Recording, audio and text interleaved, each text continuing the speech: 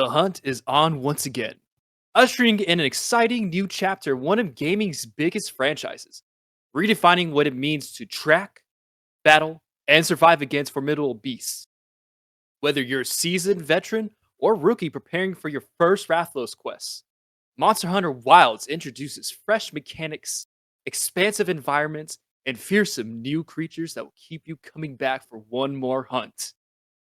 So join us as we set up camp, sharpen our blades, and brave the unknown, exploring the game's triumphs, its pitfalls, and whether this latest entry is truly worthy of the Monster Hunter legacy.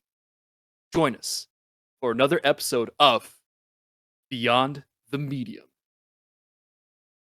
Episode 6 Through the Woods, Monster Hunter Wilds. Welcome back, everybody. We are diving into Monster Hunter Wilds today. Apologies for the late upload on the Spore episode. We had some technical issues behind the scenes that we had to sort out. But we got the Spore episode out. You should guys definitely check it out. It's a little bit of a sad episode, but there's a lot to take away from the Spore episode. There's a little bit of a sad episode. You'll see. You'll understand if you played Spore. But please go check it out and tell us how you feel about Spore and, EA's and Max's legacy with the game. We considered re-recording the episode due to the technical issues we were gonna have, but I was able to pull something out. So Payton was able to pull out some magic. But enough talk about the depressing game that's Spore. So let's dive deep into Monster Hunter Wilds. Into Monster Hunter, motherfucker. Hunter. All right, so this is going to be a little bit of a more comprehensive episode. Me and Chandler are both pretty significant Monster Hunter fans. So, we're just gonna jump right into this. This is going to be a discussion of the full game plus spoilers for the story and all stuff like that. So, for anybody who doesn't know, Monster Hunter Wilds is the long-awaited 6th mainline entry into the Monster Hunter franchise, following up on the aesthetics and mechanics introduced in Monster Hunter World, which was Capcom's best-selling game of all time. Yeah, that Monster Hunter World was my entry to the series, and man, it's been a fucking blast since then. Every game's been a goddamn banger. Yeah, I remember we played through Rise, and then I think you went back to GU for a little bit too. I went back to GU, got my ass kicked by the Great Macau, whatever, the stupid king. Yeah, the stupid ass kangaroo wyvern. Yeah, but eventually we beat him, and I didn't complete the game, but I appreciate of what it was like to play on the 3DS era of the game, which was very different. A lot more challenging, I would say. Yeah, absolutely. But given that this game was the successor basically to World, I'm assuming you were pretty excited about this. Oh, dude. More interested in it than World, just because I felt like World was very like vanilla tasting, and this had a very different like aesthetic and setting to it. So I thought like the very more like a lot of the monsters at the beginning have more of a grounded design. They're very different from everything else from the series, and that's what really drew me into this one. I was like, oh, it's like Middle Eastern design. I wonder, that's so cool, because I was like, oh, I hope they do like a South American or like an Australian themed Monster Hunter, but I'll take Middle Eastern like. There is definitely a heavy like Eastern in general type flavor to this game, especially with like all the different villages and stuff like that. So where did we want to start? Did we want to go into the gameplay or the story first? I think we should talk about the gameplay, because all right, there's a lot to say about the story, for good or worse. Yeah, that is true. So, I mean, jumping into the gameplay right away, right? Let's talk about the new mechanics and features for this entry, starting off with the Sacred. Me personally, I don't think the Sacred is too much different. The Palamute was the companion added to Rise. It was like a dog. It would just virtually just be fast as fuck. It was an easy way for you to like run away, but still maintain your distance from the monster to sharpen, and then you could just launch yourself back in. The Sacred's the same thing, except it's you could actually have it go in autopilot, and I feel like sometimes the AI gets a little jarbled with a map. It, like, runs into a wall, and then it'll correct itself, which Yeah, with the Palamute, you had to manually drive it around. That motherfucker, you're drifting and shit. This guy, I like the look of it. It isn't as cartoonish. I like the little Oviraptor dinosaur that, like, can glide. I think it's cool, but virtually, it's not too different from the Palamute besides its speed.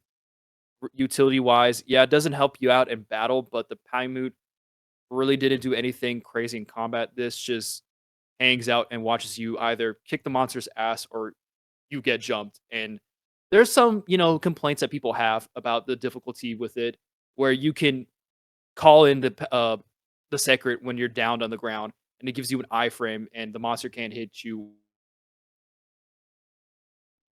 when you're getting retrieved by the sacred, which, yeah, it takes away from the challenge, but ultimately you are the one deciding to press the button or not. But again, this game encourages you to use it. So in terms of difficulty, it does bring it down significantly. yeah. I want to say that gameplay overall is very enjoyable, but I Mhm. feel like I have a few concerns with the design of the game. So, like starting off with the sacred, right? The sacred, I agree, is visually very cool. I like how it hops around, doing parkour throughout the map and shit, and you can like hit the trigger to glide. It's very cool, very flavorful, right? And the addition of the secondary weapon holster is really cool too. Yes, I didn't. Yeah.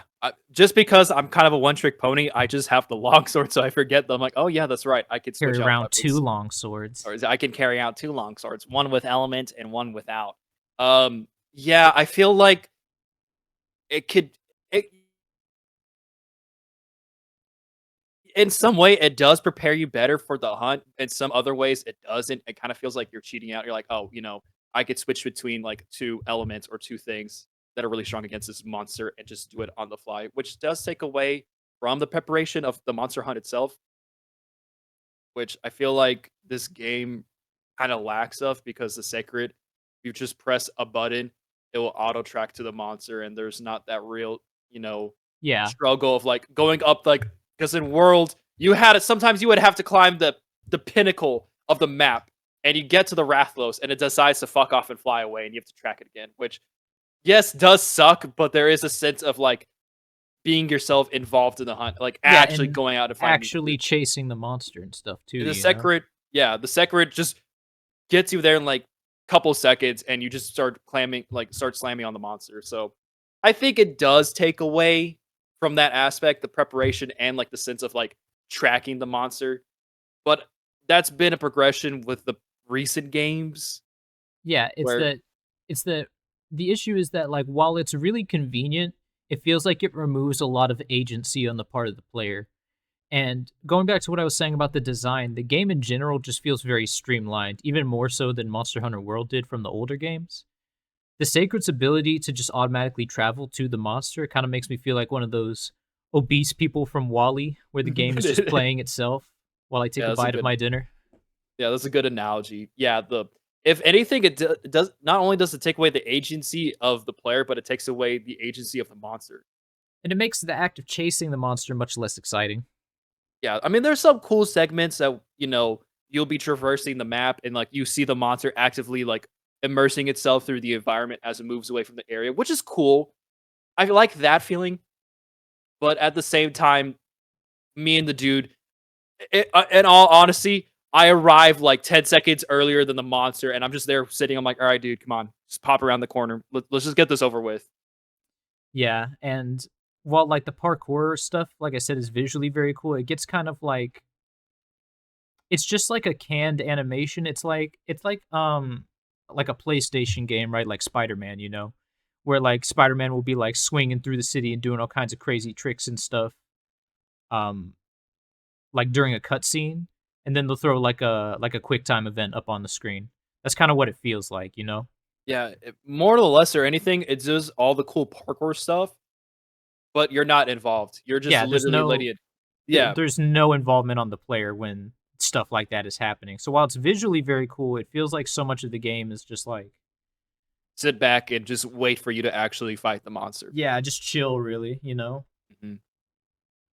So. So there's the sacred, but the other new mechanics, the focus mode and the wound system. hmm How do you feel about those two things?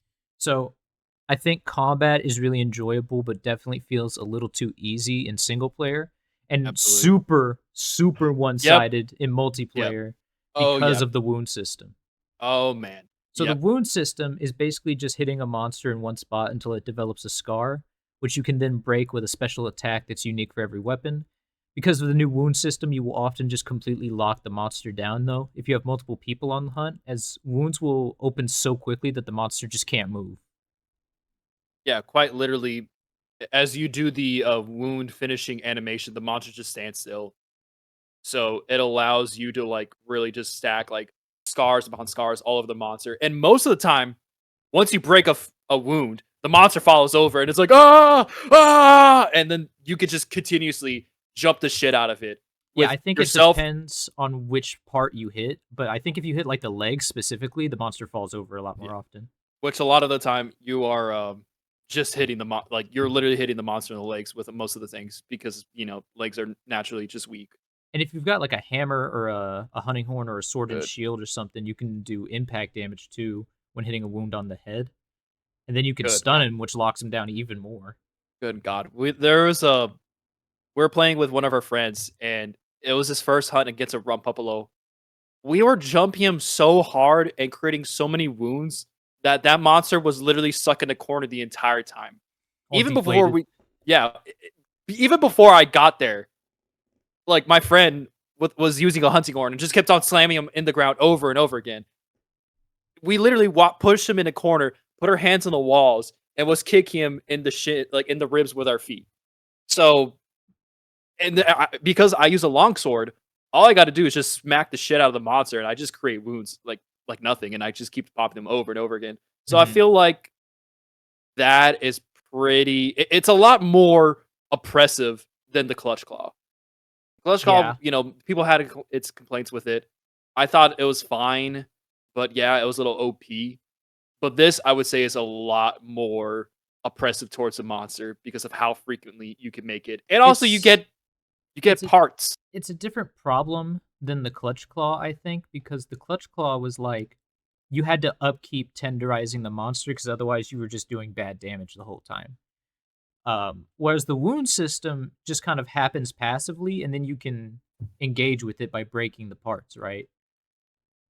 Yeah, But it kind of goes back to what I was saying about like the canned animations, where it's like the gimmick this time is to hit the wound with a special attack, and then you watch the animation, which is the same every time. Uh, yeah, and then it pops the monster, and the monster falls over, and it is really cool and really fun to watch, but it just gets old a little fast. yeah, So I yeah. think I think wounds in general need some tuning. I would personally make it so that wounds appear less often in general, especially on tempered and frenzied monsters, as they should require more of like a concentrated team effort in multiplayer hunts, so that we Hmm. aren't just dumping on the monsters in less than 5 minutes, like at a Yeah. casual level, not even like speed running or nothing. I feel like with wounds, I agree with you, but for the whole toppling thing, I think you need to keep creating like scars in one place over and over on like the legs to create that falling animation for the monster. Maybe it's like a flinch or something. The monster gets flinched when you break a wound, but they need to gain either you have to work harder for them to topple over in that spot, or they became more resilient as they form scar tissue over that wound. Yeah, and I would So say like in multiplayer, scale it so that yes, more hits have to happen to create a wound, so that it's like, okay, everybody focus his legs, right? And then if everybody yeah, focuses the legs, you get the wounds. But if people are more spread out, then wounds don't appear as often, so it's not just absolutely. completely shitting on the monster, because it's like the hunts in this game take so little time, Oh yeah, especially like the non high tier monsters. But even still, I mean, I've killed like a tempered Arkveld in like 10 or 9 minutes without really even trying. yeah. The hunts are not too bad. Like they are fairly short, The monsters very just short. don't have a lot of health, I think. No, they really don't. and it's upsetting with those harder tier monsters. You expect to be like, oh, that's like a 20-minute hunt or something. No, it's like 10, 12 at the worst. Yeah. How did you feel Especially if you about the changes to the move sets for some weapons, like the I longsword? also I've only played with the longsword and the switch axe. The switch axe, I like how it feels. It's same thing, power up. I do like how more, you have to manage with like the fuses and stuff. That's nice. Um, but as a LS main weeb, weeb sword main, I appreciate that the red mode does not last forever. You actually have to reproc it super often. However, because of it and all the shenanigans you could do with a longsword, it's fairly easy to get back to the red mode. Say Because it's pretty fucking easy to do yeah, that. it's pretty. It's like if you do like the full spirit slash combo while you're in red, it doesn't refill it. You still drain it. But there's Mhm. so many other ways of getting red, like right back, like the second after you get to yellow. Right, because You know, there's the counter. There's two different counters. yes, There's holding the button down to do the big spin. yeah. There's breaking a wound. Right, Breaking and again, longsword creates so many wounds at especially once that I with could just the red flash or whatever that oh move is yeah, called. yeah, it's like the crimson slash. It's crimson Crimson slash. slash. Yeah. Yeah, that you just wait to get to crimson slash, and then you just create a wound and you pop it and you get back to red. So I feel like longsword, besides that, has been relatively the same. Actually, one thing I do like is that you can aim with a helm breaker now, Yeah. which The is burst nice. mode. But it does suck whenever you're able to adjust yourself and the monster gets up and moves away at like a foot later. That still does suck. But hey, man, that's part of the game. So I can't really complain too much. Like, oh my god, they reworked Longsword. This is such bullshit. It was so good in Rise. It's it's relatively the same. It's still like the easiest weapon to use in the entire game, And and it's we knew still we weren't going to get the wire bugs back, right? So they had to, like, you weren't going to get the Sakura slash again. I can't lie, Peyton. I miss my wire bug. It was just so I, easy. It was so easy. But like again, you have the whole mobility in the game is not as crazy as Rise, but you have the secret just in case you need to go So away. that was something I wanted to mention before we move off that topic. Is that Hmm. you were comparing the sacred to the palamute, and I thought that was interesting because you would often actually have to jump off the palamute so that you could use the wire bugs to do the crazy movement in Rise. Whereas in this game, you're just on the sacred the entire time, basically, unless you're fighting the monster. Yeah. But anytime you're traveling, there's no reason to not be on it because there are special paths that only the sacred can take, right? It's way faster than you are, and you don't have to really control it. You can sit there and scratch your nuts, you know? Yeah, like I said, you literally press a button and the sacred, yeah, sometimes it bugs out and it like runs in a wall, but it will correct itself like pretty soon afterwards. Yeah, the It, AI is okay, but it does have some yeah, issues sometimes. yeah. The additions to general combat, such as offset attacks, power clashes, and perfect guards, are all very cool. It's a lot of fun to perfect guard against a monster's attack and then counter. I have nothing to add to that because I have not Because you had don't that have happen. any of those I as a don't have longsword. it. So. I literally am just anytime I've seen you guys do it, I'm like, wow, that's cool. And I'm just in the back fighting the tail of the monster because that's what you Well, do with a log. maybe you got two holsters now. Maybe I pick up a weapon maybe with a I should shield. give yeah. With Mitsune, maybe I'll try Gun Lance or Lance. See how it is. With a sword and shield. Sword and shield's pretty cool. Sword and Shield is no one plays Sword and Shield, Peyton. Fuck off.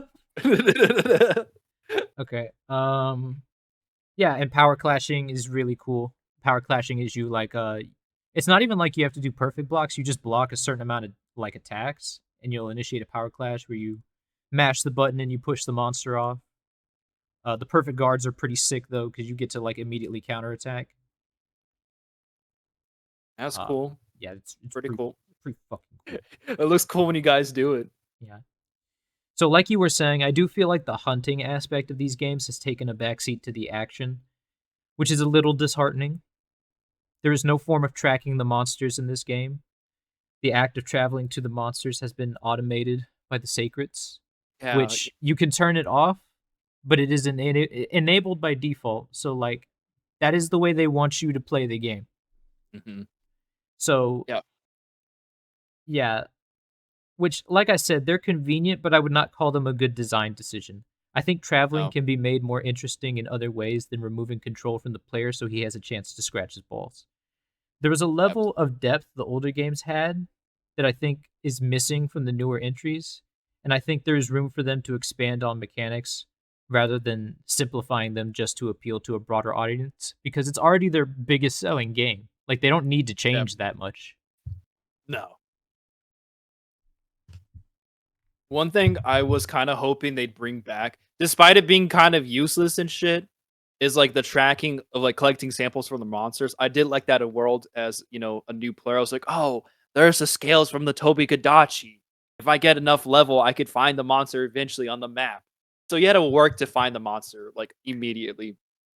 I do like that aspect. Like it would eventually get to that point, but you had to still like find them at least to begin with, right? Which in the older games before World, you had to basically learn where the monster spawns because the quest would spawn the monster in the same spot on the map every time. So it was more about like a knowledge game, right? It was like, Hmm. okay, I know the Rathalos spawns in Area 6, but then he flies to Area 4. So I'm going to meet up with him at Area 4. And then you got to hit him with a paintball because if you don't hit him with a paintball, they don't show up on the map. They do have paintballs in this game, but But they're like useless. The monster's yeah, already yeah. on the There's like map. there's it's already on the map. There's no point. I was very confused. I was like, there's why do I have a paintball in the thing? Yeah, The I don't know monsters, why they brought paintballs back. That was very strange. yeah. But I do maybe for the next game we can get a mix of World and the previous generations where you gotta really study the monster. You gotta be in the bushes watching the monster eat. I would love to work up to learn a monster's weakness instead of just hunting the monster one time. It's like, all right, it's super weak to electric Yeah, here's eh, all the information about information. it. I much rather be like, oh, it's weak in the head. I get this from breaking the head. I much rather learn it, but like, I mean, it's kind of useless when I've been hunting Rathlos since World, and I'm like, all right, well, I know the tail can give me a ruby. I'm much rather with monsters moving forward. I have to work to find out what part gives me what reward, what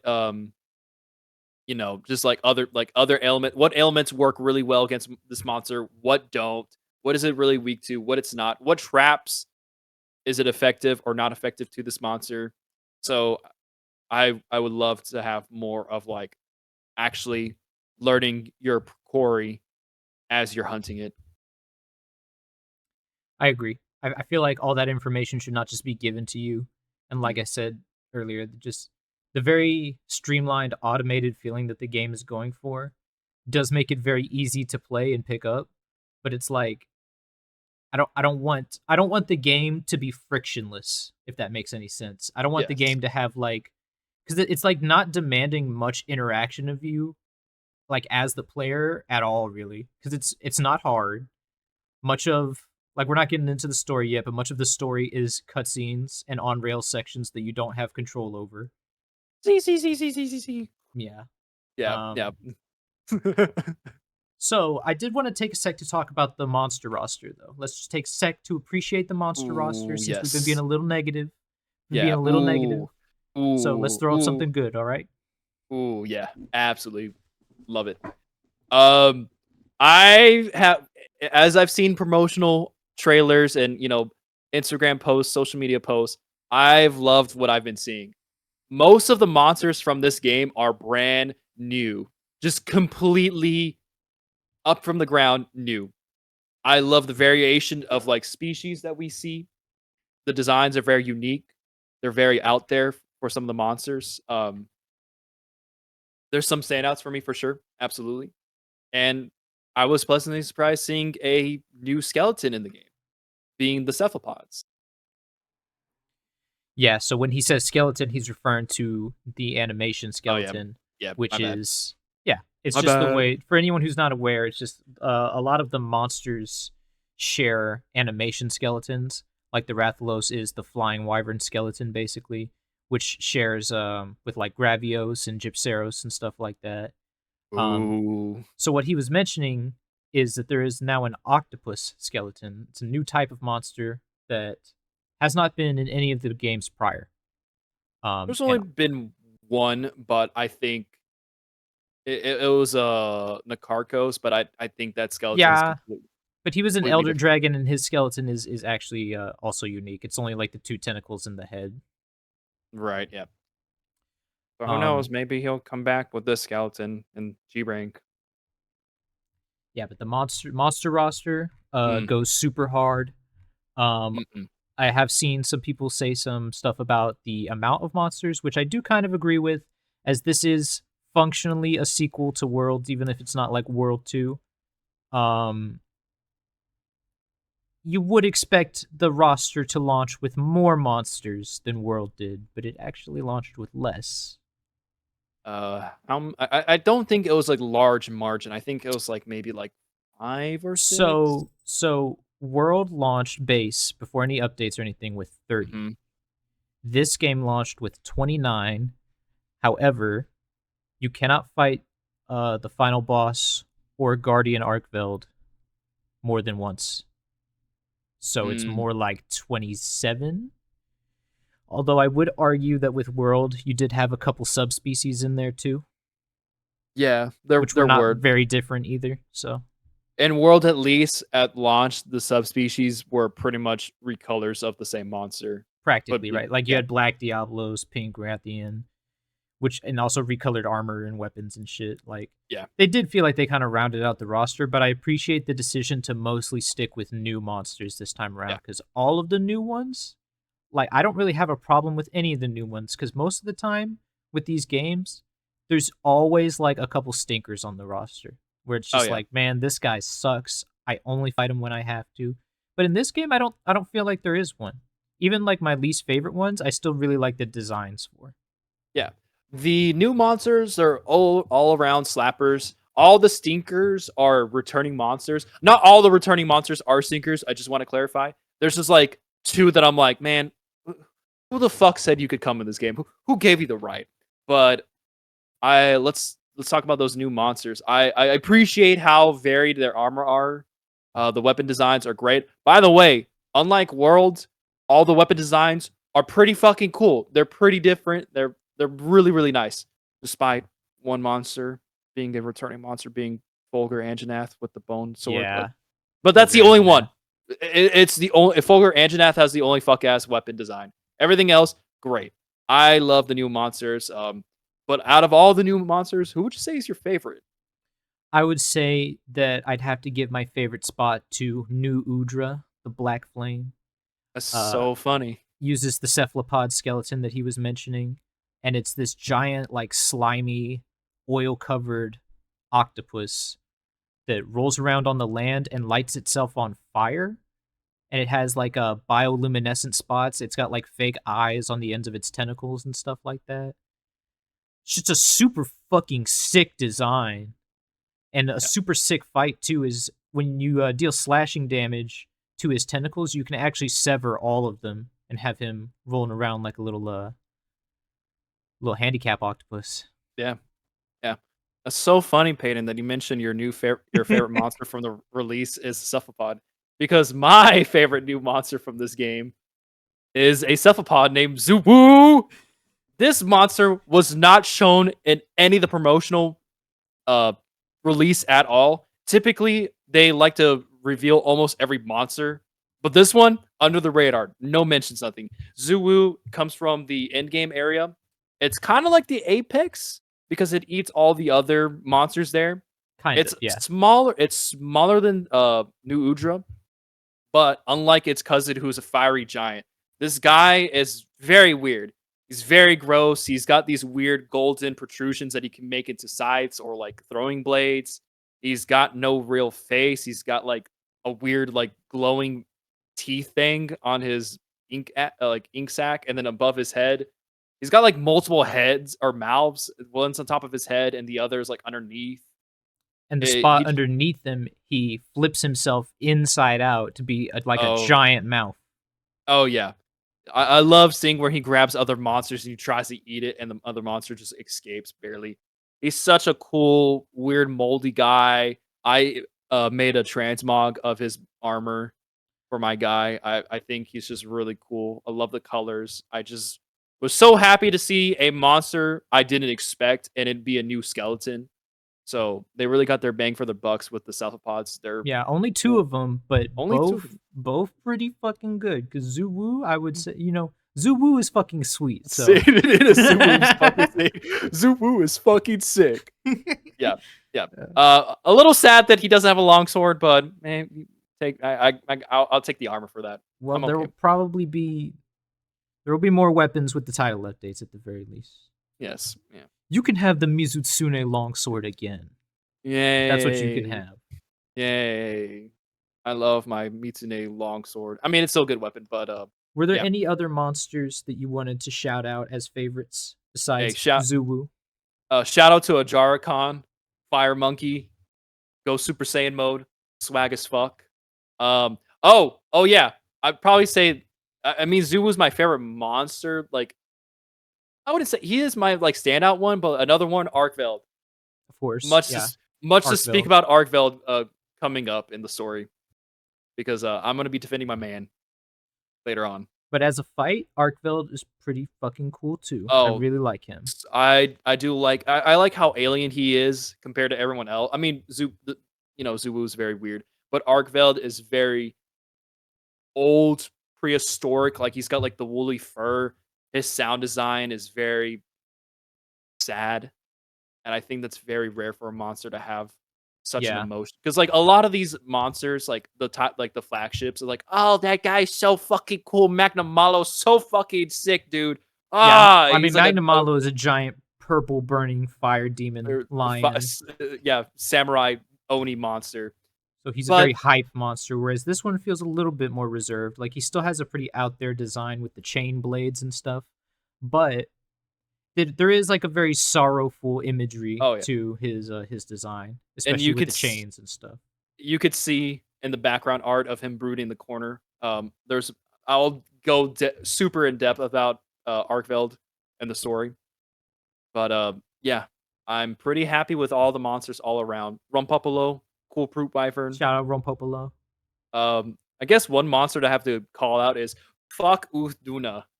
You don't like Uthduna. Uthduna is a fucking fraud for an Apex. I'm sorry. I called him like a fraud. He is a fraud. A fraud. You're a fraud, Spider-Man. You're a fraud, Spider-Man. Ray Dallo is cool. He's very sweet, but his armor sucks fucking cock. Yeah, his armor does suck. It's very kooky, corny looking. Everything about it is cool except the helmet. It's like, dude. Yeah, but that ruins it. Yeah, but that ruined the helmet is what keeps it together. Yeah, I would say Ray Dow. I would say Arkveld. We knew Gormagala was going to be sweet. That's a foregone conclusion. That's a returning monster. That's a swag returning monster. So automatic, certified G there. Yeah. And just to mention Arkveld one more time, I want to mention that his theme and the music in this game in general is insane. Like, the presentation of this game, I will say, is 10 out of 10. This game's presentation is fire. All the monster designs, the sound designs, everything visually that you experience is like, holy shit. Yeah. Oh, we forgot another certified G. Jindahad. Jindahad, yeah, of course. Shout out to Jindahad for being the best siege monster of all time in the series so far. Not exactly a siege, but he's kind of a mini siege. He's got mechanics. He's a bit siegey. Yeah, he doesn't have like siege weapons or like a place to defend or like a Dragonade or anything, but he is a big monster with some like siege-like mechanics. So. He's the best big monster. Yeah, no, definitely. I would say so. I would say that covers all the Apex except for the fraud Uthduna have been the fraud. Awesome. That's so. I really like Uthduna's design, but I can't defend him because his fight is kind of ass. It is ass. And then you look at the gear, and the gear's kind of ass, and you're like, well, like I can't go to bat for you. It's so funny because each of these Apex monsters have something where they interact with their environment, and you can like I didn't know this. When they interact with their environment, you could just literally shoot at them, and they fall down like a dumbass. Yeah, and there's a lot of those. And right down, not really as much, not at just all. Just the pillars, like the crystal pillars you can drop on him, really. But that's not like him interacting. Yeah, right? Yeah, that's him flying around and being caught off guard. Like Jindahad, when we're hunting and I had my brother, he's like, "Man, I don't have time for this shit." He shot him down, he falls down. I'm like, I didn't know you could do that." And then when we took our other friend for his first Uthuna fight, there's the last area where you fight Uthuna. He goes away and he starts, swimming, and he can create like tidal waves that can do damage to you, and you have to jump on these bugs, get out of it. And my brother was like, check this out, and shoots like a freaking rock, and it falls on Uthuna and And he just completely plops right out the water. of the bot. Yeah, and it's like, oh, that's it. This is what we're waiting for. The one cool thing you could do, and you could just get interrupted like instantaneously. That's another thing about the ease of the game, though, right? Is like just the fact that they give you an option to just stop him from doing that is just so stupid, honestly. It isn't And like, it's oh, one hey, button, and it's like, come on, man. it isn't like where Jintahad when he does his ultimate where you have to take cover, you have to do things. It's also to be like, well, proactive. think about like even Monster Hunter World, though, right? When Teostra does his Nova, you can't just like fucking pop him out of it. Usually, I guess you could flash bomb him and stuff, but like there wasn't just a button for you to clear him out in the arena you were supposed to fight him into. So anyway, I wanted to talk about some of the end game. So we have the return of tempered monsters and frenzied monsters, decoration farming, and Artian weapons. Yeah. So tempered monsters have changed a little bit, but not too significantly. Frenzied monsters have very low health and don't seem to drop much of value. How do you feel about tempered monsters and frenzied monsters? Frenzied monsters is cool, but there isn't like its own dedicated like in-game like equipment you can build from it. Really, they're just there to feel for Gore Magala equipment. So it's weird why they're there. I get it for story reasons why frenzied monsters are a thing, but they don't drop anything of worth. It's just really, hey, do you want to get Gore Magala gear? Go kill frenzied monsters and Gore. Right.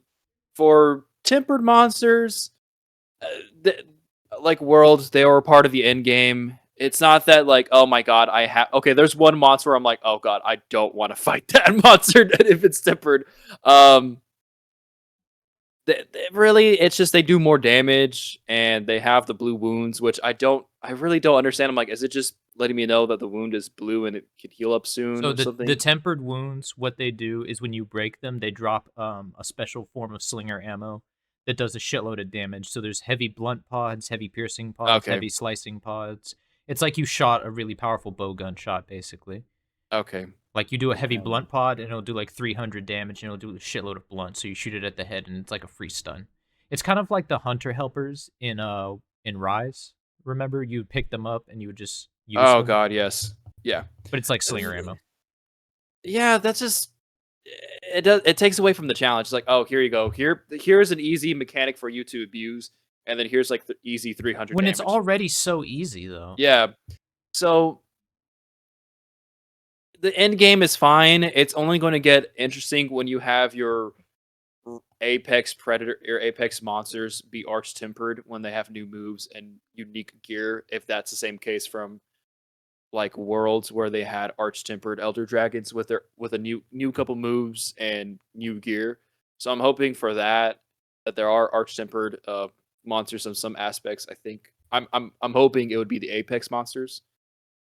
And then the Arden weapons again, they're like, it's like if you want to really mid max, yes, it's the best weapons in the game. However, I'd much rather have, cool Arkveld longsword than a shitty fucking futuristic gun or sword in the game. So what I think is I agree. I don't like Artian weapons either, like aesthetically, but I get why they exist. Because you have to have the ability to have different options, like, hey, I want to have sleep dual blades, right? Well, the only monster that does sleep in the game is Nursilla, and Nursilla doesn't have dual blades, right?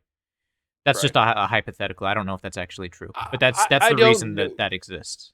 But yeah, I'm pretty sure that's why it exists. It's just again, in my position, I could care less. I'm like, okay.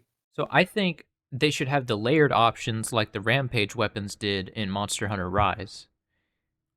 Yeah, Because as it stands, they're just really ugly and green, and it looks lame when everybody's using similar weapons, especially when in this game, right? Like you said earlier, there's so many good designs for the weapons this time around. yeah. And then the thing is, as soon as like a new badass, I hope it doesn't run into the same issues as World did, where every update dropped that monster's gear was the best thing in the game, and everyone was running it, and it Yeah, was just that shit was pretty whack. Honestly, I didn't like that either. yeah. It was I'm more hoping problem near the end of the game's life cycle, but it was more of an issue when you had Behemoth for base world, and then you had um, and then Iceborne. It was very apparent, yeah, because it was like Raging Bracky, Safi like every Jiva, monster that came out, the gear was the best thing. Remember Elatrion, when Bracket? Fatalis. Yeah, yeah, it just sacked on. Fatalis, I get it's the end of the game's life cycle. That's fine. You know, make the most busted shit. But like Safi Jiva, that shit was absurd. Everything was so good. The armor, we didn't have like a complete armor set that was like you just wear the entire armor set and you just are busted as fuck. So hopefully we don't run into that case. We'll see. With the trail of no Elder Dragons being in the game, I don't think we'll have that kind of case. I think we should be good, but I just hope that, weapon wise, every monster that drops, it isn't like, oh, this is the most optimal and easily the best weapon or best set of equipment in the game. I don't think it's going to be that way I because don't as it think so. stands, it's pretty balanced with the exception of the Archean weapons so far, but that makes sense because they're like the thing you really have to grind for. But most Yeah. weapons in general right now seem like they're pretty balanced. I like that they added a final like upgrade level to every weapon so that everything feels viable. It's not like World where some stuff is like, well, this is stuck at rarity 7, but this one can go Hmm. up to rarity 8. So it's like, well, you're Right. gonna pick the better one in that case.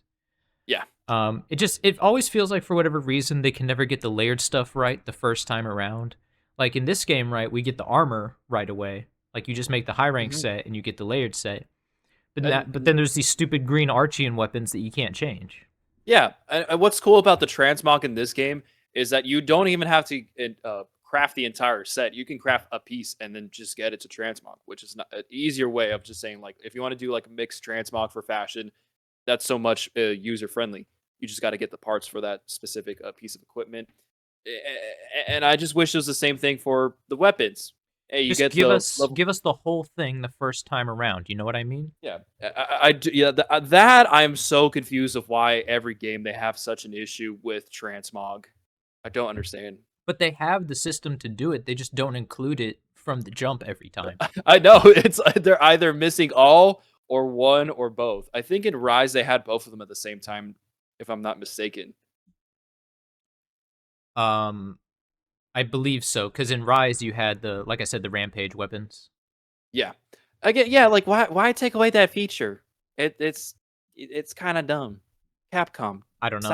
stop making dumb decisions like that. The small weird decisions that make me actually go out and grind this game more. Yeah. Besides, get my ass whooped by tempered Gore Magala, Yeah. and then force me to go fight a regular one to make myself feel better about it. Yeah, as it stands, also, it's like the only thing that's really worth hunting in the game is like tempered apexes and mostly tempered arc build, right? Yeah.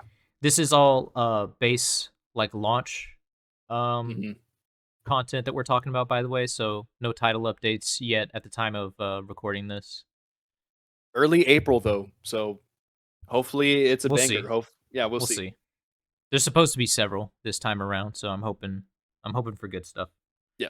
All Before we right. wrap up talking about the gameplay and move on, I did want to discuss the maps really quickly and the Okay. new weather system and how the season of plenty and follow and inclemency work. Um, so I thought it was pretty interesting that they brought these back, right? Because there was a season system back in, I think it was Freedom Unite on the PSP, where monsters would only show up during certain seasons. And it was like you had to actually wait in real life time for the season to come around.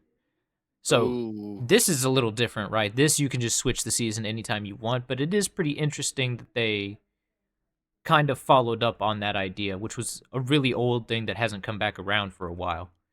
Um yeah, I really like the how the apexes come out during the inclemency, you have the lightning storms on the desert map. You have the flood in the Scarlet Forest. You have the fire spring at the oil well basin, and then you have like the blizzard when Jindahad shows up. So I thought those were pretty interesting. It does create a level of dynamic environment in the maps, which is nice. That's an improvement from Worlds and all the And other games definitely so far. Rise, right? Oh Because yeah, the big thing I felt like I was missing with Rise was that level of environmental interactivity that World had. You know what I mean? yeah. Because in World, the monsters felt very at home in the environments that they were found in. Mm-hmm. So it was nice to see more of that come back in this game. I feel like the more of that they do, the better, honestly. Yeah, a definite big improvement.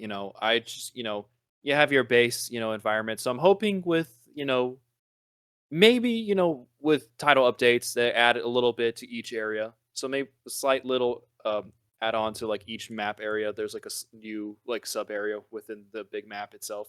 So we'll see. We will see. Yeah, but I just like the idea of like dynamic weather. There's like a true day and night cycle. The behavior of like the smaller monsters and like Yes. they like move in herds and stuff like that. Um, there's a new mechanic, I forget what it's called, but some of the smaller monsters have like packs. It's like a pack mechanic, like the Yonkutku and the Hirobami show up in like pairs of 3 sometimes.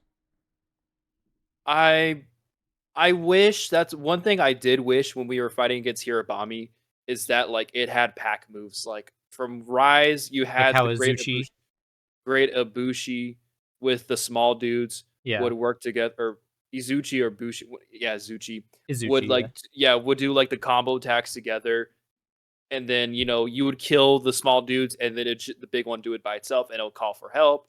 I feel like the Hirobamis could have done something to akin of that, just to make Yeah, it I agree. yeah, because most of the time it's just them attacking you at random. Like one is going to do the dumb run, the other is going to be pecking you if it's a Yankud Kud, and then it's going to fly around and just kick your fucking ass because Yankud Kud has hands. I can't He lie. does. He does have Yeah, hands. he does has hands. But yeah, uh, Yeah, just I wanted maybe to highlight the big step up in the environments in this game though, just from like I would say a visual perspective, but the game kind of runs like ass. Uh but interesting. it just looks a lot more dynamic is what I will Yeah, say. it feels more. I'll say this: it feels believable. It feels like the world is actually there's an actual ecosystem in the game since that's like a thing. Like we have to protect the ecosystem. It's like okay, I could feel that there's an ecosystem that I'm a part of now in the game. Mhm. So, I think it's high time that we move on to the story. Mm, mm, yeah. Some things to be said about the story. So, Oh, um just just as a brief introduction, I guess. In my opinion, the story was very disappointing. It was clear that they really wanted you to like this story because so much of the marketing is the cutscenes. Despite yeah. their efforts, the characters felt extremely one-dimensional. Um, Can't say it about the Queen Alma, Payton. All right, no, I mean let's be hasty. Don't be hasty there. Alma But yeah, Alma's okay, but she has like no unique personality traits or no. character development. And that's Hey true man, for like all of them. oh yeah, like in terms of being annoying, thank God Alma is not the handler from Worlds. Credit where credit is due. Credits due. That's one point. Capcom, you got it there. The The fucking handler bar first, was on the floor though, dude. The handler yeah. sucked ass. But unfortunately, we traded we traded the handler to Nada. Mm, Yeah. man, Nada is a little Okay. kid. Yeah. Before we go into him, because there's a lot to say about him. There's a bit about him, yes. Let's talk. Let me just give some brief thoughts on the side characters because they're not really that important. Yeah, yeah. Like I said, Alma is okay, but she's not very unique. Like the only thing we really learn about her is that she likes archaeology, and Mhm. that's kind of it. Other than that, she's just kind of generally nice. Um, Olivia and Fabius and like Gemma are all really forgettable. There's the entomologist guy or whatever, Eric. Eric, yeah. Um, Yeah, I'm yeah. trying to remember if there's anybody else, honestly. There is the asshole guy, Werner. I was like, dude, Oh, just feed Werner, him. yes. Yeah, Werner. Just feed him to the monster. He's an asshole. I'm just Okay, like, so I don't I like. do have thoughts about Werner. Yeah, So like Gemma in particular is just like blatant corny gooner bait, and her personality seems to be that she's an idiot who doesn't understand anything that's going on. As her role in the that's story is usually just to stand around and ask obvious questions like, "What is that? What is that monster?" And you know I've what? heard some things about like apparently she was the Smith from Monster Hunter 4. Like there's a lot of characters in this game that are supposed to be either reminiscent or direct parallels of characters from Monster Hunter 4. But it's like it's just like I said about Alma though. Like she doesn't really do anything. She's just here, and it doesn't make any sense why she's here. Because why is a Smith like they don't need to be involved in the planning of like guild activity or missions. She doesn't hunt. She can't help anybody. So it's like why is she just following them around? This is going to sound terrible, but the more she talked, the more she pissed me off in the game. There was one phrase where she's like, "Well, when I was back in my town, they told me it's time for me to discover, time for me to go on." And she's like, "In reality, I think what they said was go ahead and protect what you love." I'm like, I did not get from what you just said. That is not the same thing. You're stupid. You're dumb. You do not have a good understanding of what the fuck was told you. They told you to go live your life, not Just shut protect the what you fuck up love. and make the Yeah, weapons. make me my big fucking weapon. Fuck you. Shut up. Make the weapon. Like if you're not gonna come in here and do anything or say anything interesting, then just like don't spend any time focusing on this character, and all the stuff Also, in like the villages and all that. also minus points for them to give the option for the cat to talk in like English. Like Yeah, because that that just that sounded corny. like I put it on. It's like, yeah, let's go ahead and do the adventures. I was like, oh man, wow. When I saw that as like the teaser trailer, I was like, oh, let me just go ahead and put in the cat gibberish because that's funnier. And Yeah, the I funny meows. yeah, the funny meows and the growls and the hisses. Yeah. So the biggest issue in my eyes, right, is that there is no friction between the members of this party, with the exception of Werner, who could have been interesting if he did something other than fold his arms and act disinterested in the bad story that he's found himself in.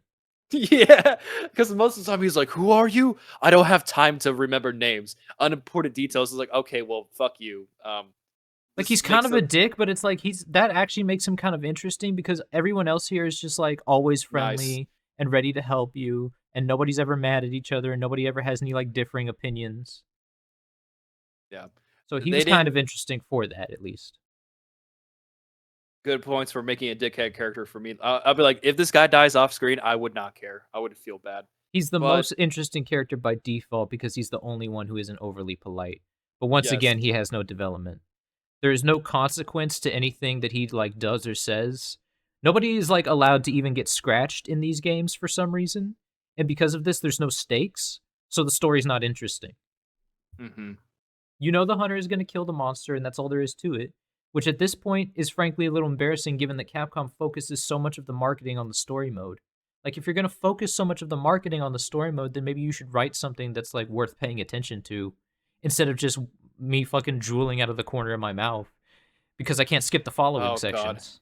yeah. The following sections are very railroady, and you literally just walk slow in the secret. When I was playing, when I did my first playthrough on the campaign, I didn't want to skip out on details, so I couldn't skip on the boring cutscenes unless there was a monster in it. Then that shit was awesome. So in these railroad segments, I'm literally leaning in the back of my chair, salivating, about to pass out because exposition, and I'm like, dude, please.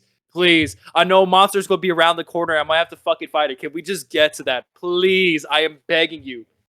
And that's the unfortunate part. There was little substance to the story where I'm like, oh, okay. And when there was something interesting, they completely fucking fumbled it, and it's completely useless. Which I Yeah, guess let's go ahead. the structure of the story's gameplay is just bad. Like Yeah. it's so often that you're forced into those boring on-rail sections where you have to follow an NPC who is talking about nothing. Then you find the monster, you watch another cutscene, which sometimes the cutscenes are pretty cool. Yeah. And then you actually get to have fun and fight, but the problem is that the game is so easy that the fight doesn't take that long. So much more of the time is spent just following motherfuckers on the sacred.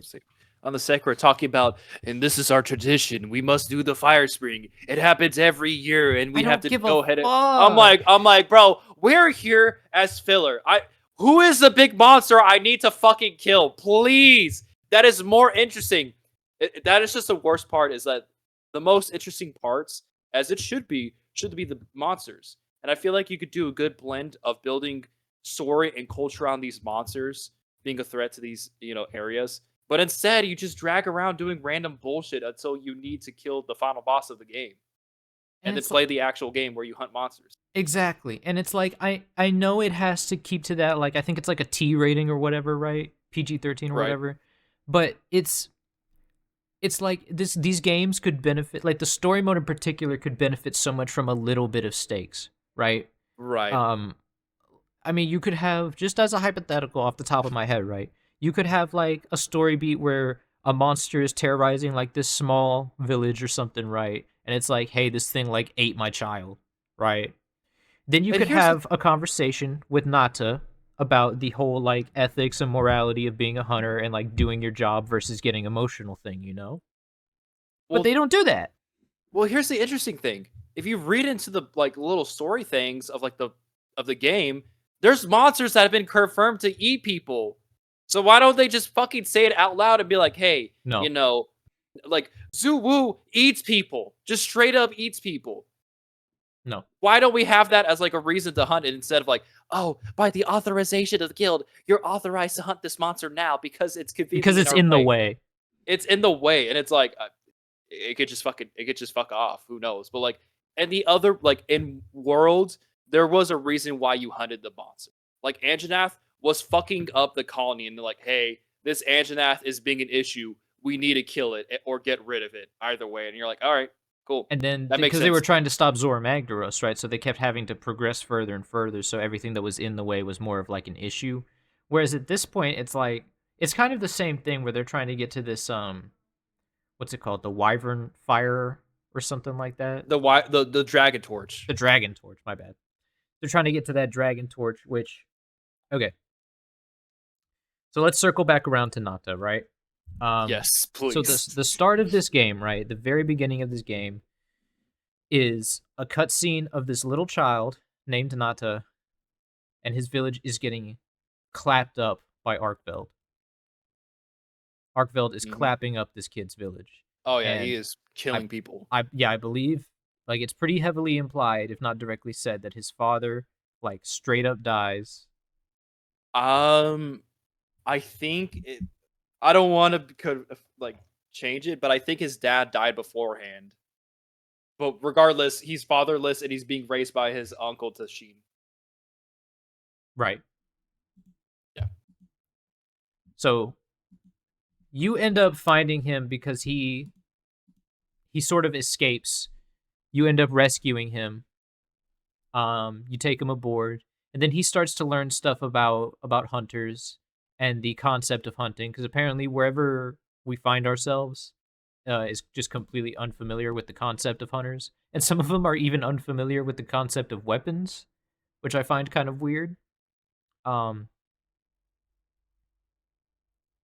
but you take him Yeah. aboard, and his story is basically having to get back to his village, right?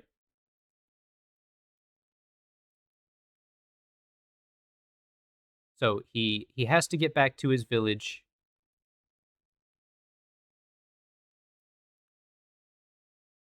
Once you get back to there, though, there's no more purpose for him to be in the story, is the thing.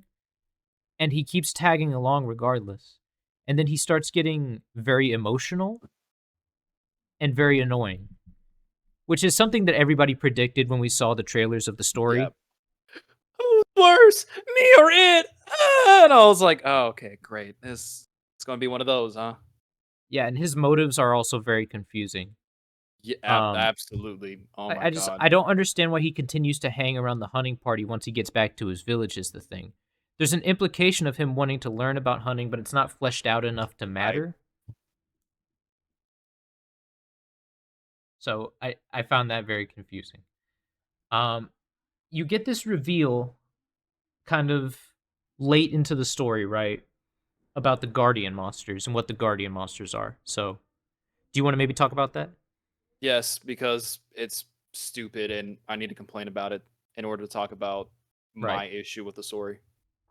My big issue with the story. So, once you go and arrive to Wyveria, or really, this place where Tashin's people live at, they were, they're called the Seekers, and they're like the descendants of the village of the people who lived in Wyveria, and were safeguarding its secrets and science. And it turns out that Argveld is a fucking clone, and they found a way to make clones of monsters, and they call them guardians because they are supposed to protect the humans. And the guardian monsters are different from monsters because one, they don't reproduce, so they have no genitalia or anything like that. Two, they don't eat, so they don't need a hunt. And three, they power up through they consume bioenergy, The so wyvern's milk. because of the wyvern's milk. And ultimately, the guardians are kind of fucking serve really no goddamn purpose in the story because at some point, the Arkveld that you encountered starts a fucking hunt for whatever reason, and you don't see a moment of a guardian monster being a guardian to the Seekers. They're just attacking them. So really, like, why are they included? You don't see. Oh, you don't see a good, quote unquote, good guardian monster fighting off, a rogue one. So them being called guardians and being included to protect humanity is an interesting idea, but they don't do it. It's just all guardians are bad and they kill people and they hunt and Well, this and that. So it's like they were supposed to like protect the area, but then they just reverted back into being wild animals. So, apart from the gameplay differences of them creating the big wyvern milk explosions, they aren't really that different at all. they themselves are not that different. It's And one thing that bugs me about them is when I look up in the monster little handbook and I see construct, something in my mind just like starts to fucking boil over. Like I get so pissed off about seeing a construct as a monster type. Like I start, veins start erupting from my forehead. It's just something about that bugs me so bad. I don't know why, and I'm just like, I just yes, I know it's a fucking it's a guardian monster, but saying it's a fucking construct is so dumb. Just call it a I don't guardian. know, because Fucking it's like to me though, it's an interesting idea, like an interesting path to take for the story. It's a very sci-fi kind of angle, right? hmm But they didn't go far enough or do anything with it really. yeah. The guardians are just another monster for you to hunt. I just wish if they're truly guardians, you would see them coexisting with humans. Like you could see, like, oh, maybe you're about to get attacked by a Rathlos, and then when you arrive, the machine's like, wait, it's one of us. It's on our side, and your character could be like, oh shit, this monster isn't here to fuck with me. It's guarding them. That would have been interesting because you're like, oh wow, not all monsters you need to fucking kill. But they don't But do then we that. wouldn't get to fight it, Chandler. But we And don't get to fight it. But I mean, you can still have guardian monsters to hunt. Not all of them can be bad. All of them can be good. but Some of it's them can like be they didn't want to put enough detail into the story to like make a distinction like that. right. It's just something, another thing you got to kill, you know? Yeah. So let's talk about Arkveld for a second too. So Which again, I at first I was like, oh, okay. Oh man, woo, woo. Okay. lots of interesting imagery, right, with the chains and stuff like that. A lot of cool stuff Yep. with the concept art. He was not utilized well in the story at all, despite Absolutely being not. the box art monster, the flagship. Flagship. There is zero connection between the flagship and the player outside of it being in the way, like everything else. The mystery that drives the intrigue does not resolve in a satisfying way, because guardian monsters, while being artificial life forms, can still like lay eggs, and have like, because the guardian Arkveld, we find eggs after the story is over, and then there's a regular one out there in the high rank story. So I don't know. I'm not really sure how that works. Life finds a way. I'm pretty sure they dead ass said that in the game. Yeah, it's Me just it's whatever. It doesn't matter. They for might as well just say it doesn't matter. the thing with all the other flagship monsters is that there's like a level of like, oh my god, he's cool. The only time you got a real relationship with it was back in Monster Hunter 4 with Gore Magala, where it's the first monster you hunt. And throughout the story, Gore Magala and you would encounter each other until where you think you finally kill it. You don't. It slunks away and it evolves into its final form of a Shiguru Magala, where you and, Shaggy have a final confrontation and you could see that you both hate each other. There is a relationship between you and the monster and you have your final clash, which is super cinematic. I do like that a whole lot where, that is your op, that is your enemy and the monster feels the same way about you. However, Arkveld I believe was missed out because unlike all the other flagships, it is very cool. Don't get me wrong. It's a super cool design monster. There was something more to it visually. There was a sense of sorrowness. The first time I saw the monster, I was like, "Oh, it looks very old. It's got dragon, it's got whips." Okay. And then I saw another picture of it where it's in the darkness and it has chains. Never have we seen in the entire series a monster chained up, and that created so many questions. I'm like, "Okay, why is it chained up? It looks sad."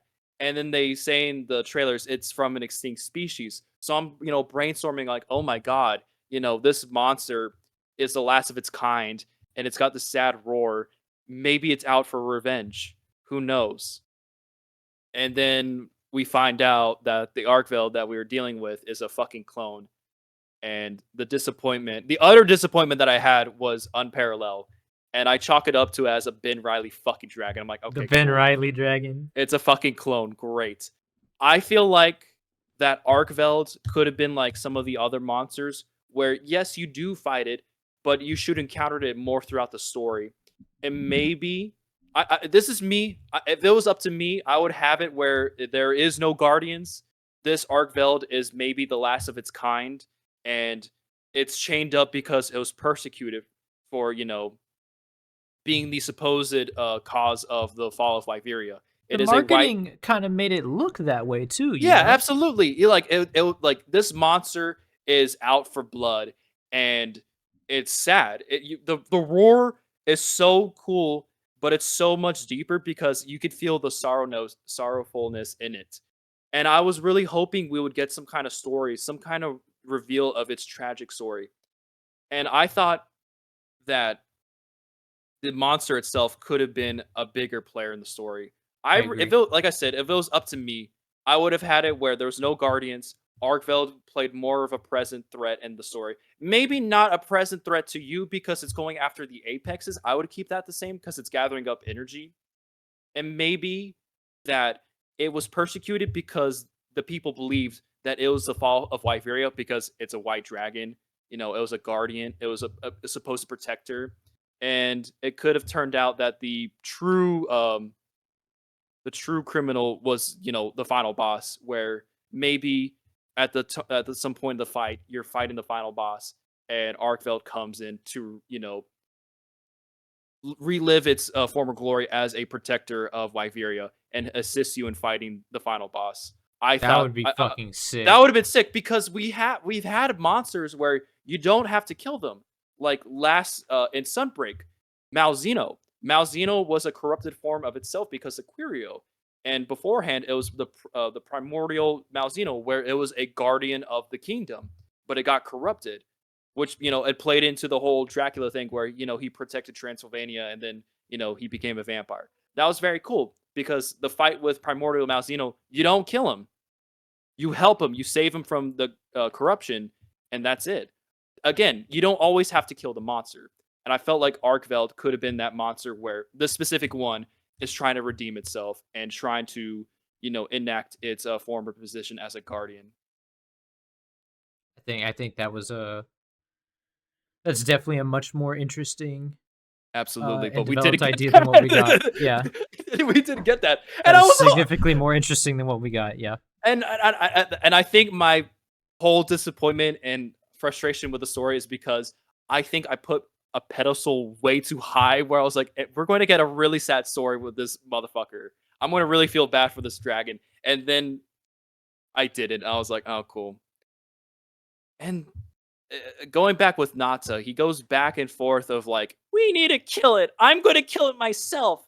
And then he's like, wait, it's living its life. We should let it free. And it's He's like, just like dude, me for real. it's just like me for real. And it's like, dude, he is literally killing things for no reason. Yeah, He's he's like eating shit. crazy. It's He like a doesn't. fucking He like a doesn't crazed need to. animal. He doesn't need to eat, and it's eating. This animal is rabid. There's so many funny fucking pictures I found that it's like, he's just a sweet little boy, and it's like Arkveld just being a menace in the background, just killing shit. Look, man, he means a lot to me. Okay, so you're just gonna have to deal with him. Deal with it. It's like didn't he kill like half of your village, dude? Yes. Yeah, but he gets to choose for himself, and it's like, okay. Well, whatever. And then we kill him anyway. So it's like, what? Not only do we kill it, the guardian the one time, we have to kill another one at the end of the high rank story. Yeah, and then he doesn't care at that point. So I guess he understands more. So, okay, there's one more scene that I want to analyze, right? So we've built up Nata, right? Nata's this very perplexing kid where he's kind of hard to understand. And maybe it's like a translation error kind of thing, you know? Because the story that they are trying to convey and the actions and things that happen are different in my mind. Because you get this point at the end of the game, right, where we find out that the Dragon Torch is like corrupted or something because there's like a big monster inside it. And they're like, the only way that we can break this thing is with this pendant that Nata has around his neck because he's stop, Yeah. oh, stop, come on, let me get through it. Yeah, go on. Because he's part of the Keepers, right? So every single one of my friends who played this game had the same reaction to this cutscene, right? So they figured this out, and then there's this big scene where they're all trying to figure out what they should do. Should they use the pendant or should they not? Now, I did not understand this at first, but apparently using the pendant and destroying the Dragon Torch means that all of the crazy weather and stuff that happens that fuels these ecosystems and these villages would cease to exist. Like the fire spring and the desert storms and stuff like that would all cease to exist. I don't feel like they communicated that very well in the game, but I heard that in a video, so I assume it's true. Yeah, I know. Listen back to that. That's the case, and it's like, okay, but like they did not in the story, like itself, how they presented. It's like we can't just make decisions for these people. Well, he's like And hesitant to use the pendant, right? And it's like I didn't understand why at first, because what ends up happening is he's hesitant, and then the hunter is like, "I know another way. I'm gonna fucking kill it." And it's I'm like, going to is the result not the same? What is the difference between killing the monster yourself with a weapon and using the pendant? I don't understand how those two outcomes would have been different, really. But supposedly, this thing inside the Dragon Torch is a weapon that was capable of destroying like an entire civilization because it is supposedly based on that concept art of the equal dragon weapon from a really long time ago. And this one hunter is just gonna pull up on him and just kill him. the Aura farm. Yeah, like literally they betted on their whole like they really were like the hunter really put themselves in the position of not fucking up. Like the guild has like no authority or like presence because it's like you're just letting this stupid little kid do whatever he wants. Shouldn't the guild be like, no, we need to make sure that this threat is exterminated. You have to use the pendant and deal with it. And then there would be some kind of conflict, right? But no, you just kind of get to do what you want. And then it ends with you hunting the monster again. It's like, oh, okay. Hunter's like, by my own authority, I will slay Zoshia. And then guess what? You killed the fucking dragon. Hooray. Functionally, the monster dies either way. Yeah. Now, when talking about Zoshia, how do you feel about that? I think the monster itself visually is very interesting. It's got some interesting lore, too. I could not help myself when we were going down to hunt, and I was like, man, this feels very fucking Destiny. I was like, this whole design, I was like, this is Dark Souls Destiny put together because the white shit and the darkness inside. I think I do like how at first I was like, oh man, it's gonna be a big bird, and then it fucking jumped down. I was like, oh cool, And it had the great. Gormagala skeleton It's again. great. Another Gore Magala skeleton final boss. Yippee. But with They this, loved it it. does They have loved it. it's a hybrid skeleton. It's got some Fatalis mechanics in it, which is interesting.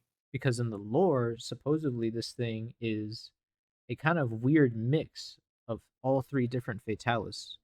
Because you can I would see in his moves and in his music, there are musical cues from all three different Fatalis fights, from what I remember.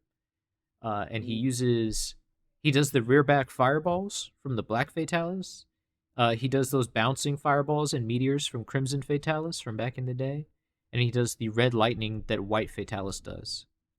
apparently he's got one more move from a different monster, and he's got something from Gaius Magorn. I don't remember which one it was, but he does have a Gaius Magorn move, which means he's a high. He's truly a weird test tube baby monster.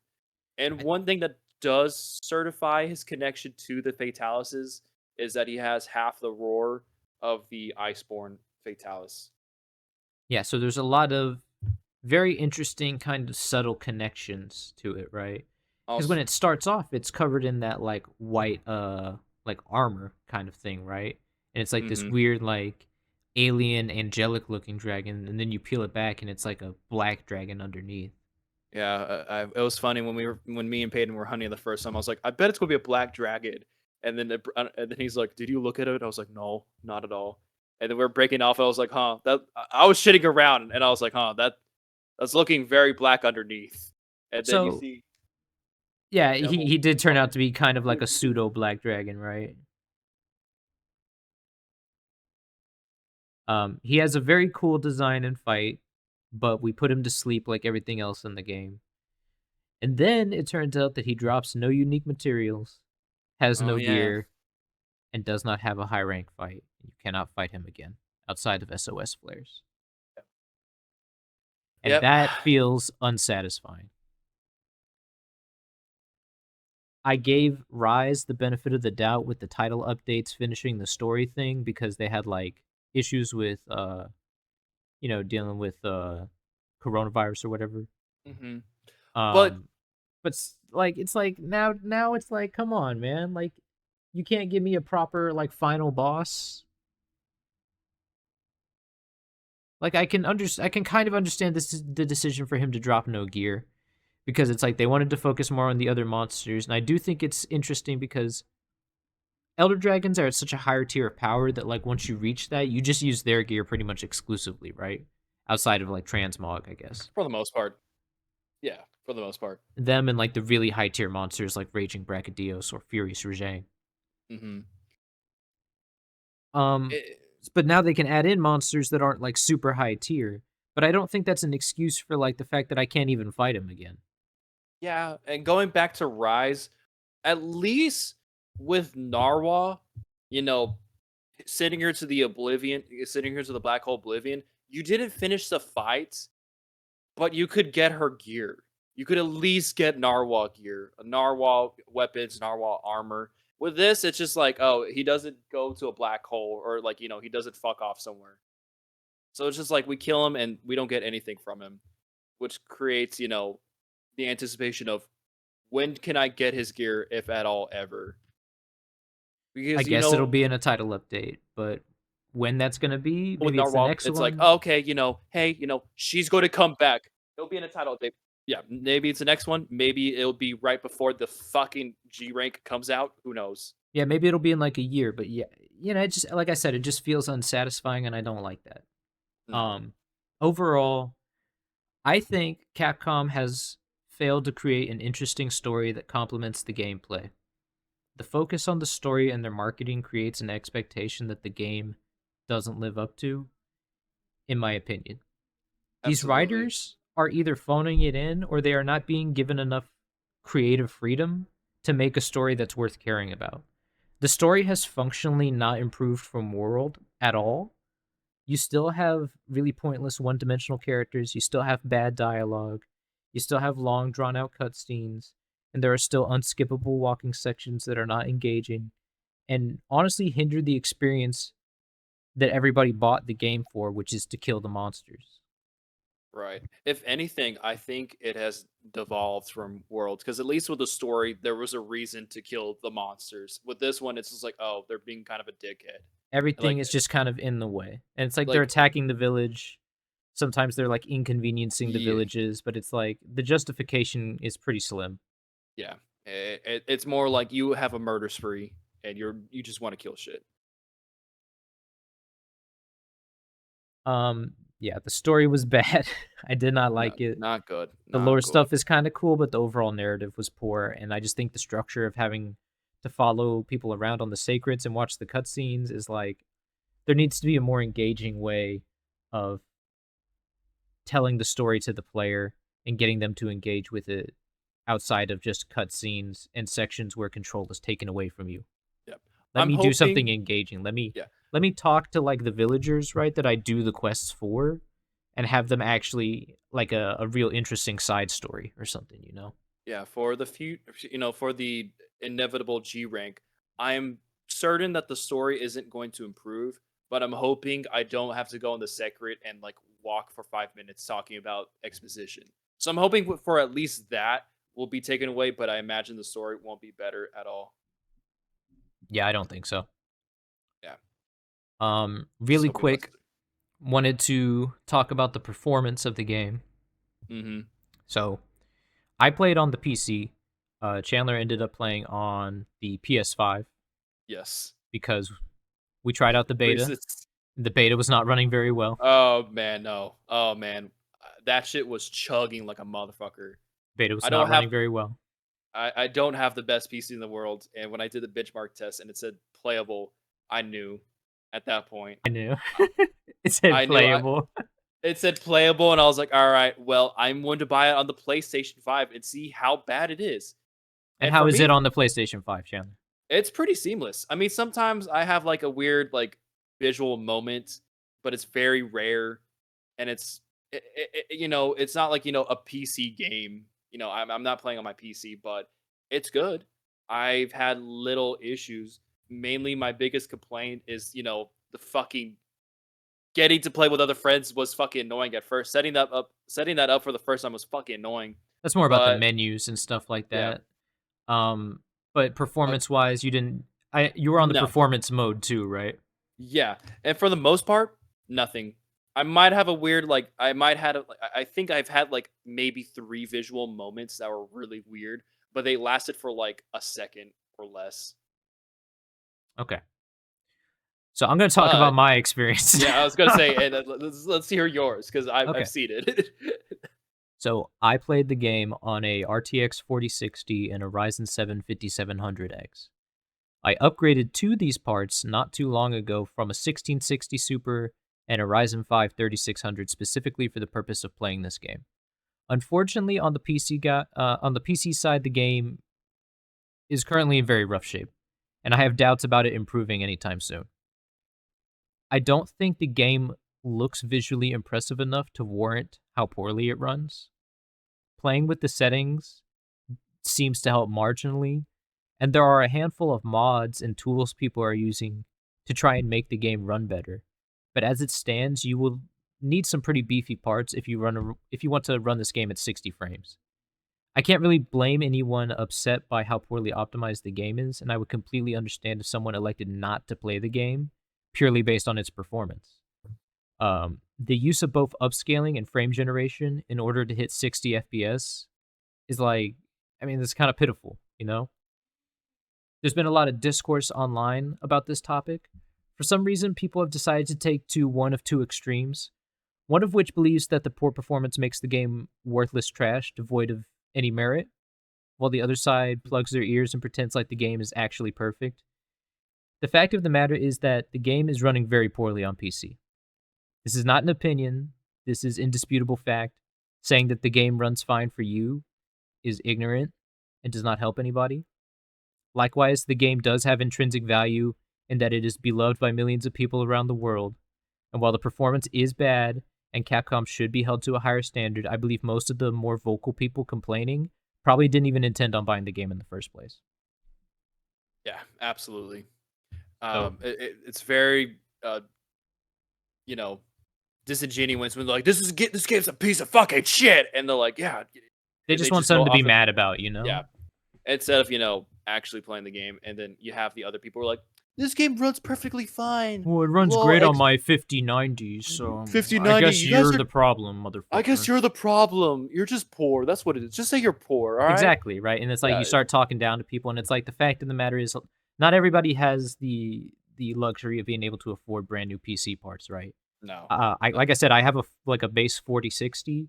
That's like an entry level card, but it is from like 2 maybe 3 years ago at this point, you know, and it's the recommended card on their Steam page, and it's still not running very well to be honest. I'm using both upscaling and frame generation, and it dips like crazy. Like I Yeah. said, people have been using those mods, um, like I think it's like RE Engine or something like that. I'm sorry, I can't remember. But there's a lot of different mods people are posting to try and fix stuff, and I can just only hope that Capcom will at least listen a little bit. But I kind of find it. I have doubts given that the game sold roughly 10 zillion copies already. So I've heard that there's going to be some performance. There's going to be some updates systematically to the game optimization thing. I heard somewhere that they might be trying to optimize the game in the first update. So we might see small steps be made throughout the year. I don't see anything being completely 180 within one update, but I imagine throughout the course of the title updates, the game slowly will get into a better place. I hope For at least, so. I yeah, really do. I because I'm gonna be sincerely hope they find a way to improve the performance, but I am not hopeful. And I'm very disappointed that so many people had a bad experience with the game on PC. yeah, Like I spent quite a bit of money on the parts that I have, at least in my opinion. It's just not everybody can drop the cash for high end parts, and I yeah, just wish more people could experience the game without these issues. That's all. absolutely. And And I which believe stops, there's yeah, there's I'm sorry, I don't mean to cut you off, but I just believe there's room for a nuanced opinion. You know, absolutely, you don't have to plug your ears and pretend like the game is perfect just because you're a fan of the series, and you don't have to completely act like the game is worthless because of these performance problems. right. Capcom should be held to a higher standard and should fix this, and people should be vocal about that, but you should be vocal for the right reasons. That's all. Absolutely. Don't, if you're going to be vocal, don't, be a piece of shit about it. Just say, "Hey man, it would be nice if the game could run properly. I have the parts. You told me to get the parts that I needed. It's not doing too well." Yeah, like I picked the parts based on the recommended spec because I didn't want to shell out like the 500 or whatever for a 4070. Uh, and like I said, the game ran okay for me, but it had some issues. The oil well basin in particular, runs really bad. That Oh man. that place does not run good at all. Oh man. I remember when I was over at your place and I saw that in person. Funny enough, it ran better like the day after that you left, but like yeah, it was not good. Oh man. That's so fucking fun. Just a So side thing. Just a side thing real yeah, quick. yeah, go I ahead. had an issue downloading the game at my house. For whatever reason, the internet was being shit, so I had to go over to Payton's place to download the fucking game. And my expected time for me to download it at my house was like 36 hours, and it jumped up to 54. And then when I went to his place, I downloaded like less than 15. It's a funny thing. Can I come use your internet, bro? Yeah, I literally was on the phone with him, and I was like, "Dude, I'm gonna be real. Can I just go over to your house and download this shit?" And then you had to deal with a depressing, not very impressive story. Yeah, seeing it firsthand, I was like, "Oh wow." Further in hand, I was like, "Okay, Yeah, wow." so the But performance, I hope it gets better. I but really as do. as per usual, Monster Hunter does a fantastic job with its gameplay. I do like the every time they add something, it's always feels good. Just unfortunately, the wound system makes the game fucking auto, like just hold one button and hit a spot and just beat the monster to shit. I'm hoping that's changed at least in the first title update. Maybe it will be, maybe it won't be. Well, only time will tell. Give That me was cool. harder monsters. Give me harder monsters. Give me And harder monsters now, please. seeing Mutune as like the big first title update monster, I'm not too happy about that. I'm gonna be real. Not a personal It- favorite of mine either.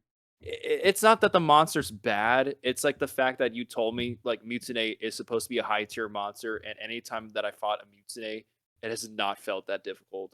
I was like, this is a monster that I just wait for it to slide around It's and it part of the just whips. Fated Four, so it's like on the level of a flagship monster, kind of. At least that's usually where it's positioned, right? Like, because there's kind of the hierarchy in the missions that you take on, right? There's the low Mhm. tier guys, there's the middle tier guys, there's the high tier guys, and then there's like Elder Dragons. And then there's kind of weird in between guys, like Devil Joe and Betelgeuse and stuff. Yeah, he's just not one of those to me. No, he's not Much one of rather, those, but he's like a yeah, Rathalos, basically. yeah. Even then, I was like, not really to me. If you want to been crazy, the fucking bring back Glavenus. That would have been fucking sweet. Or bring back all four of them because Gameth has not been shown any love. I don't really need the Fated Four, to be honest. I would have rather it been something else. It should have just been Well, Lagiacrus from the jump, especially since he was apparently he's not ready though, or whatever, right? Based on he's not beliefs. ready. He's not ready, but they have an area made for him, which is fucking finally. But if it could have not been Glavenus returning, it could have been at least the other member of the Fated Four Gameth because Glavenus had little time to shine in Iceborne. You had Mitsune He and Olive did. Rise. You had Astalos and Sunbreak, which he didn't get enough time to shine. So very weird release schedule for these monsters. And Gameth has been left to the fucking cold. Well, because the map is so like narrow and is like vertical, so it's like they'd have to do that thing where they bust open the map and make it bigger or something like that, and there'd have to be like a big space for Gameth. But yeah, I would really like to see Gameth back too, because it's the only one who hasn't come back in the 5th generation games. I guess we're in the Yeah. 6th generation now too, so I don't know, maybe. Yeah, I guess we are. It's yeah. But Just I moving on think into closing thoughts. Let's just want to briefly discuss the future of this game hypothetically, what you expect from the title updates, suggestions for improvement, and just your overall impressions from the game after beating high rank and stuff. And well, you know how many hours you put in? I think I've put in like about 80 or so. I think I'm like 60, something like that, maybe like 40 to 60 hours. Yeah. But unfortunately, me being me, after fighting Zoshia, I was vastly disappointed. I was so excited to see the gear, and then I saw jack shit. I was like, this monster has to have gear. From that, I got access to the data files.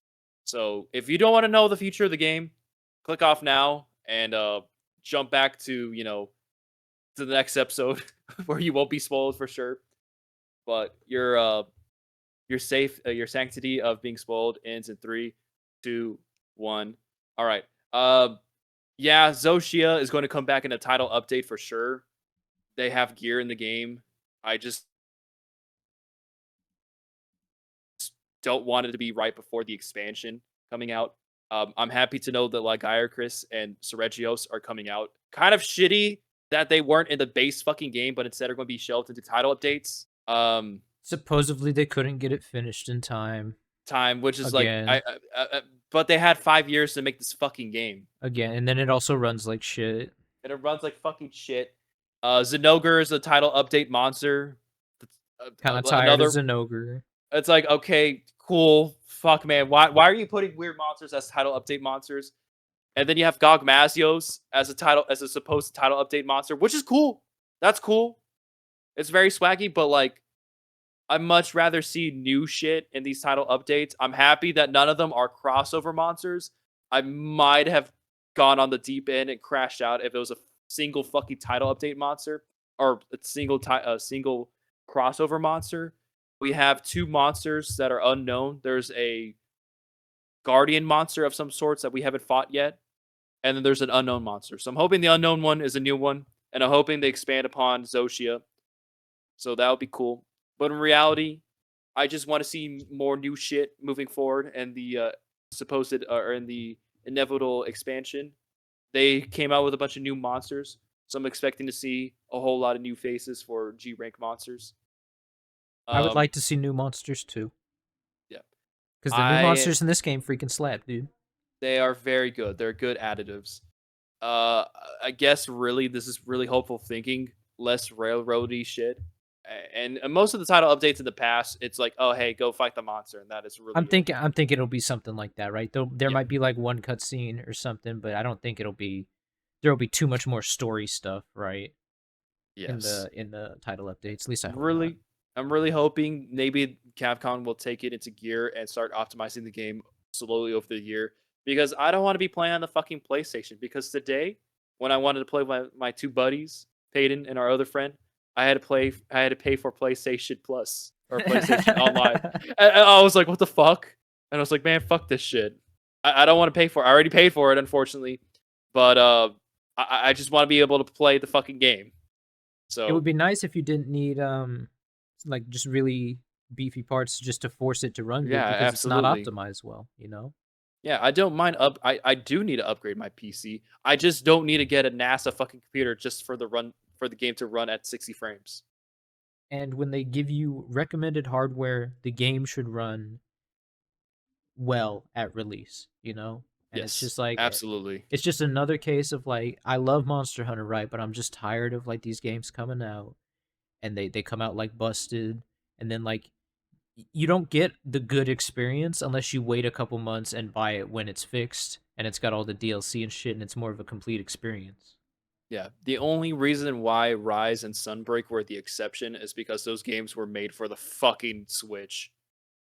Yeah, so I mean Those like but those games still ran really well though is Yeah, the they thing. ran well. They were like they were made for a shitty software, but they ran perfectly well. Like Rise and Sunbreak on the computer at launch ran seamlessly. We nothing, no technical issues, no That frame did launch drops. later though. This is the first time they It, launched PC and consoles at the same same time. time, But it's like this was the opportunity to like get way more people on, but instead you like muddled the reception now because it runs like ass on the PC. yeah. And it just So makes me upset because it's like I would like more people to just be playing. I would like for it to just be a positive experience. I hope would like for the podcast to just be more of a positive like conversation at this point. about, but we're not on We're not on a good page. Yeah. a good track record of being happy about shit no of recent. And hopefully the next one will be the last negative episode For a little bit maybe. for a little bit until We'll have something to else see. spits. We'll have to see, but man, yeah, Yeah, just Monster Hunter. Yeah, overall, man, this game leaves me feeling very conflicted. On one hand, I really enjoy the combat, the diverse monster roster, and the overall presentation of the game. The music is phenomenal. The visuals, when the performance isn't making everything look like shit because of the frame generation and the upscaling. All like the art style is really good. It's just on the other hand, you know, I was met with lackluster performance on my platform, an underwhelming story, and just many worries for the series going forward if these design trends continue the way they have been. Overall, I still think this game is very fun, and I like hitting big monsters with giant swords. I am not a difficult man to please, but I can see the no, very glaring issues the game has, and I truly hope that Capcom does what they can to improve the performance for most people. And I hope that going forward, we see some cool stuff come out of these title updates, as well as the inevitable expansion. all right. Praise it be to Monster Hunter Wilds. Hopefully, it gets better as the year goes by. I hope so, man. I hope it gets better sooner, too. Oh yeah, absolutely. The sooner the better, because I really don't have an incentive to play the game besides play with you guys. Yeah, but it is fun. It's fun to play with your friends, especially. Yep. All right, well, that'll probably do it for the episode for Monster Hunter Wilds. Coming back next week. Next week we're gonna talk about something interesting. You know, what what do you think the audience is gonna have to be to survive next week? Well, man, they're going to have to be something more than just impervious. Something a little bit more than avertible. They're going to absolutely have to be